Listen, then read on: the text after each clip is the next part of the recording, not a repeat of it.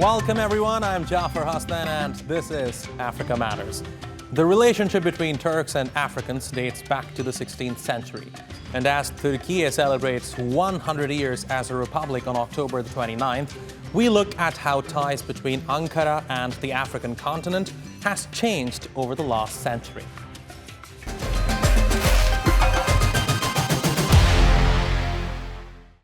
Turkey's relationship with African nations has transformed into a multifaceted collaboration, spanning diplomacy, defense, economics, education, and humanitarian aid.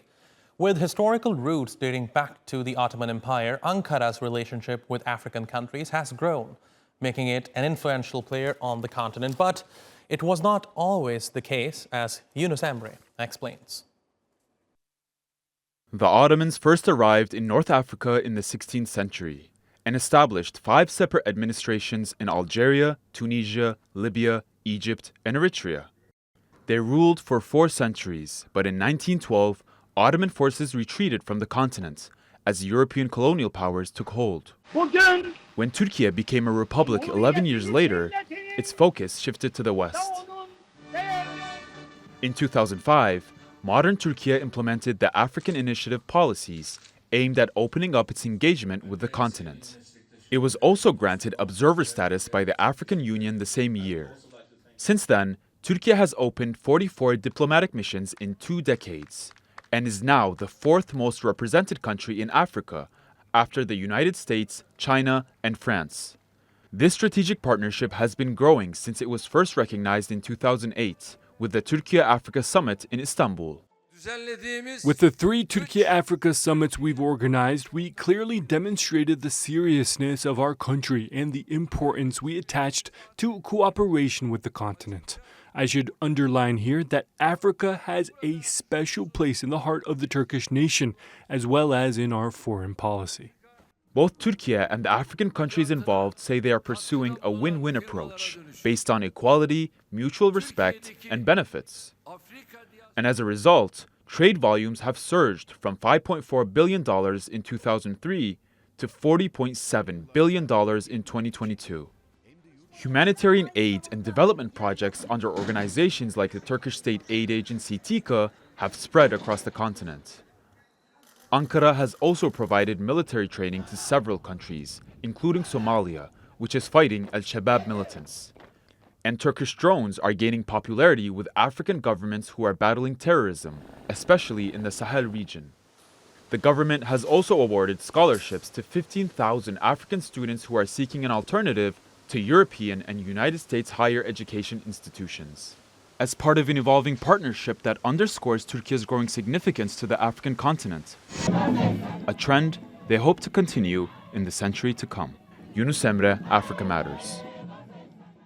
Let's hear more from Elem Ayrıca Tepeciklioğlu. She's a lecturer at the Department of African Studies, University of Ankara. She joins me from Ankara. Elem, good to have you here with us on Africa Matters. How has Turkey's approach to Africa evolved over the past century? And what key factors do you think have driven this change?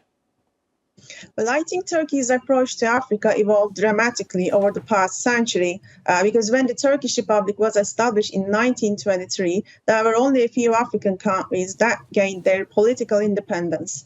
But the fact that most of those African countries were under colonial rule complicated Turkey's relations with those countries. And at that time, Turkey was also very busy with its state-building efforts, and it had other domestic or foreign policy priorities. But it is also in the same period that Turkey established its first embassy in an African country, in Ethiopia's capital, Addis Ababa, in 1926. But there were some rapprochement efforts with African countries. First, in the mid-1960s, Turkey approached African countries mostly to get their diplomatic support, especially for the Cyprus issue. So here, the basic motivator was political. But Turkey approached African countries once again in late 1970s, and we can say that this time, the economic factors underlying Turkey's approachment efforts with African countries, because Turkey was looking to diversify its trade partners. Turkish economy was in depression and hit by the oil shocks and U.S. arms embargo. So here the basic motivator was economic. But when we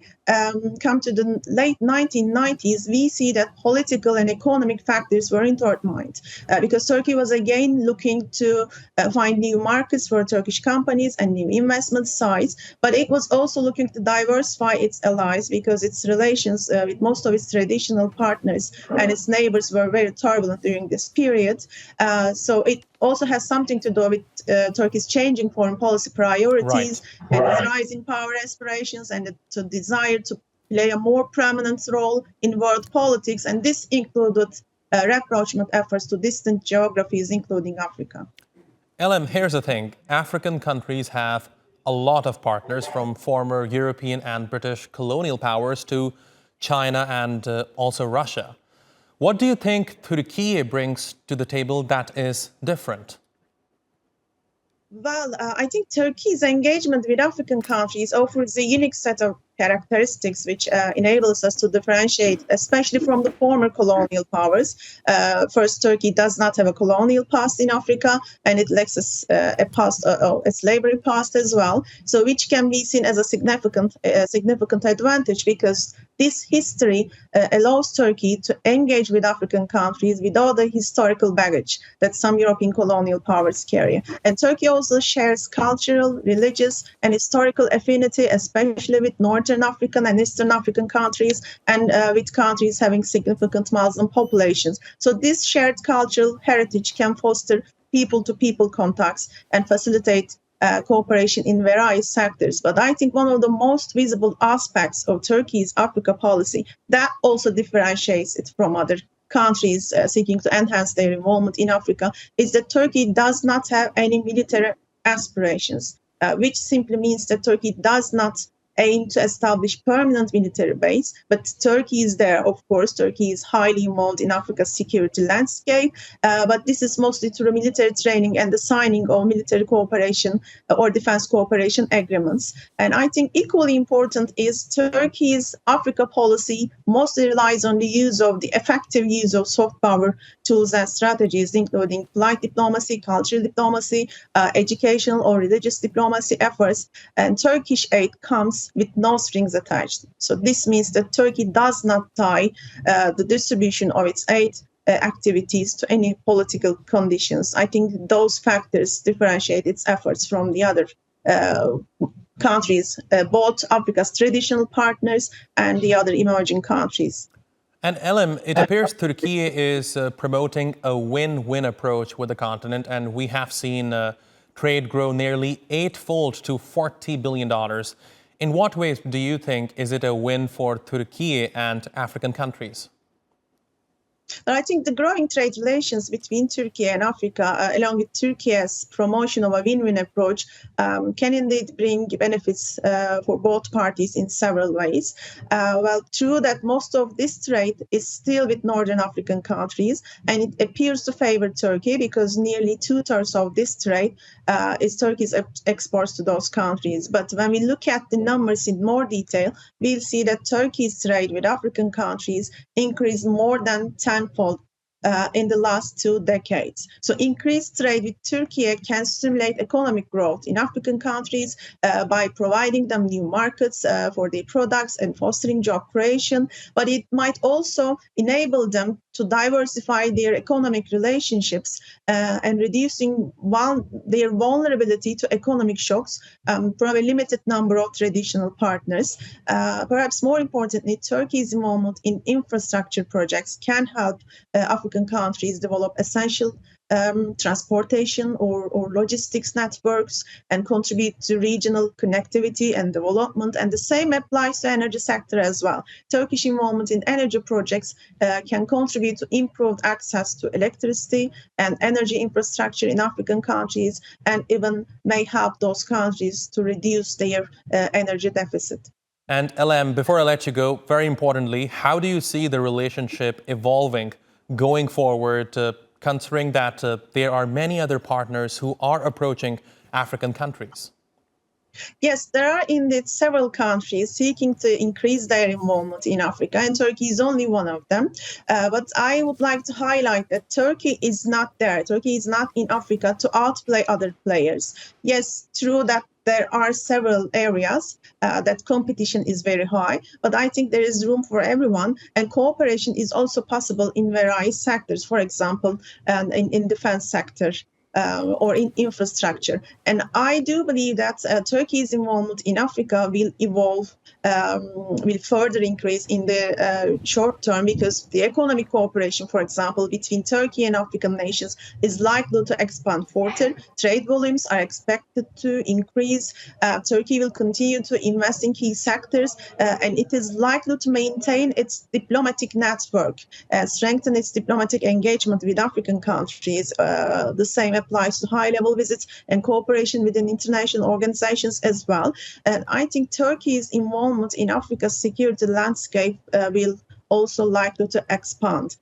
Turkey will continue to sign military and security cooperation agreements with African countries, and cultural diplomacy efforts as well, including Turkish cultural centers, will continue to foster cultural and educational exchanges. And lastly, collaboration on global issues and regional issues such as counterterrorism, climate change, and peacekeeping efforts will be an area of continued focus for the Turkish government. Elim Ayrıcı, thank you very much for talking to us here on Africa Matters. Thank you. And we have more stories coming up for you here on Africa Matters, including Trade between Turkey and Africa has grown tenfold over the past 20 years, with the continent now opening its arms to Turkish garments. I am Darren Alancheyune, near shops in central Uganda, to find out why these clothes are being sought after. I am Isaac Haleji in Accra, here to show you how Ghanaian children are benefiting from Turkey's educational and social intervention programs.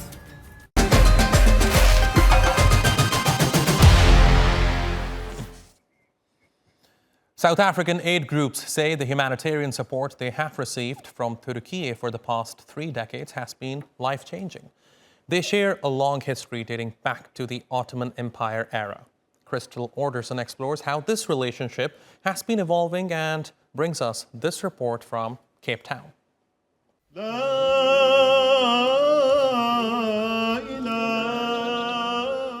In 1863, the Ottoman Empire sent religious leaders to set up structures in the Cape Colony, including mosques for slaves brought by Dutch colonizers. This, analysts say, played a pivotal role in the relationship between South Africa and Turkey. More than 160 years later, Turkey is still playing a major role in the refurbishment of mosques, like this one in Cape Town. It's one of the oldest houses of worship in the city, and thanks to Turkish aid, it will serve generations. Turkey has played a pivotal role in various other aid projects, from education to technology to humanitarian relief.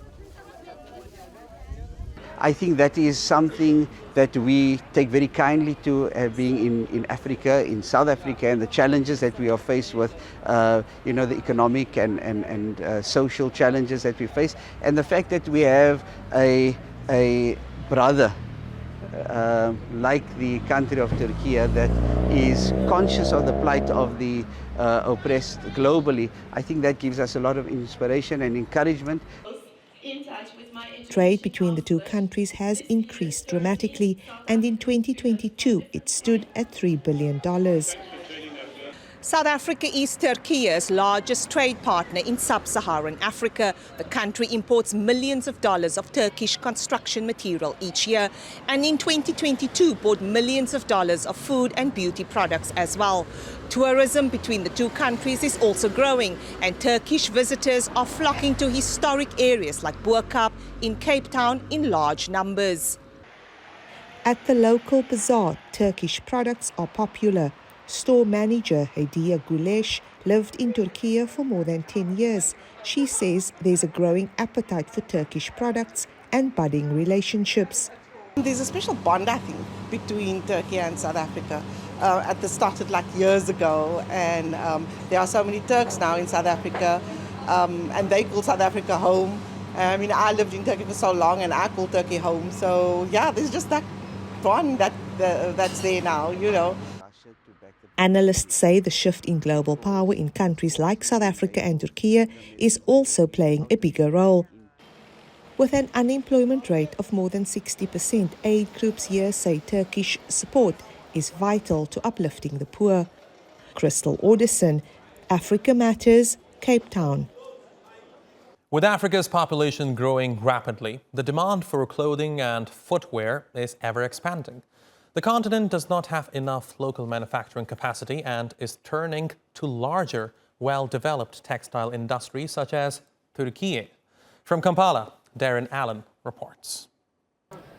Henry Chigundu is an ambitious businessman.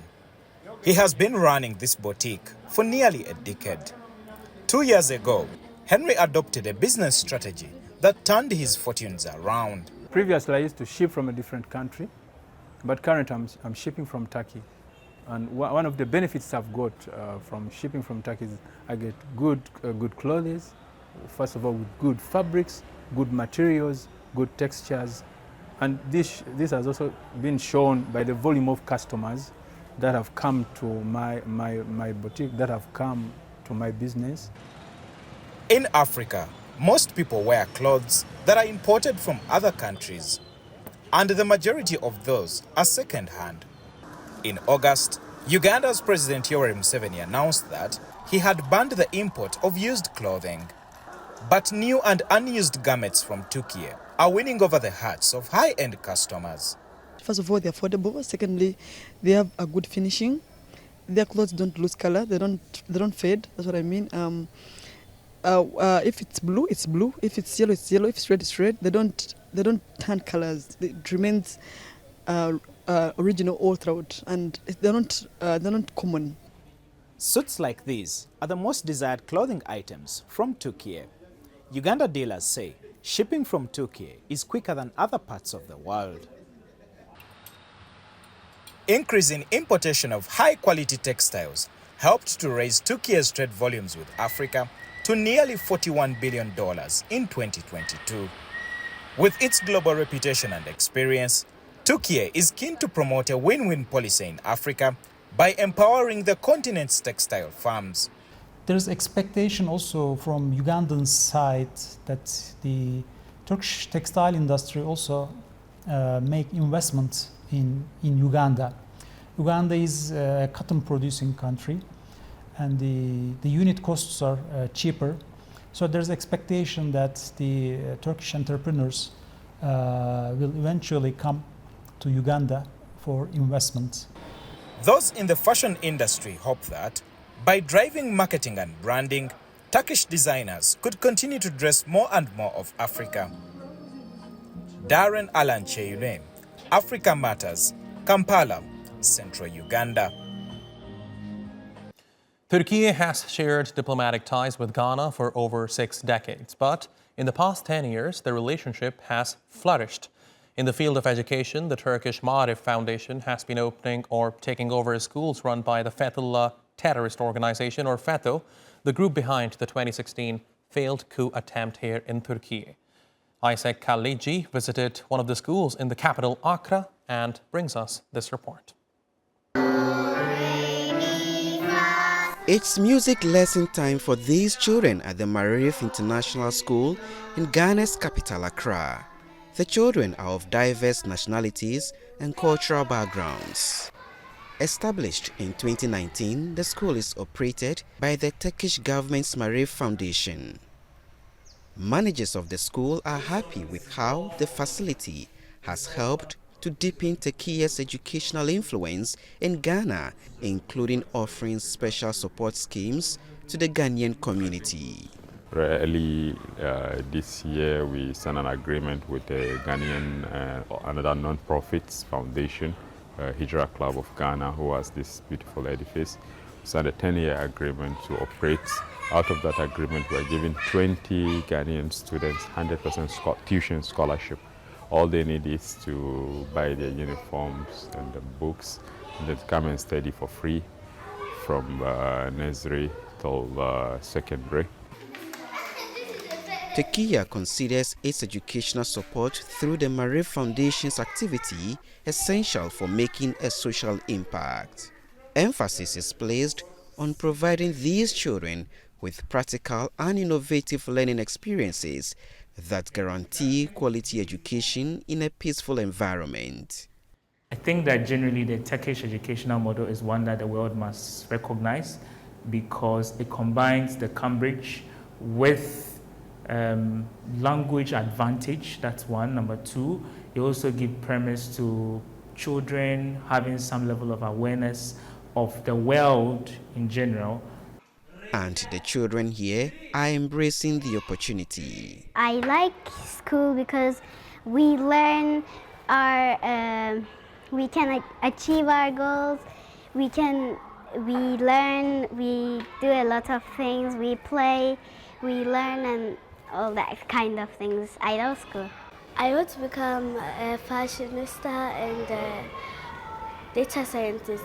So Marif helps me by learning science and teaching me things that I don't understand, and art helps me know more about fashion and drawing them nicely.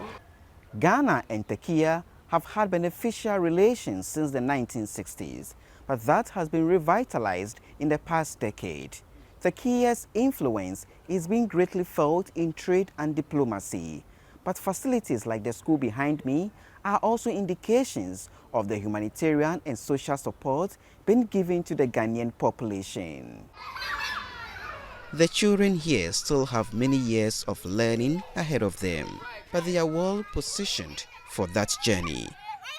Isaac Kalaji, Africa Matters, Accra, Ghana.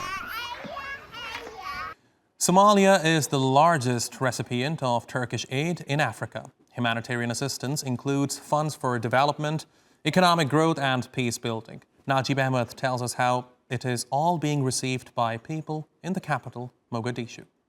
Somali Turkiye Recep Tayyip Erdogan Training and Research Hospital is one of the many biggest government institutions in Somalia, and it's run by Turkey.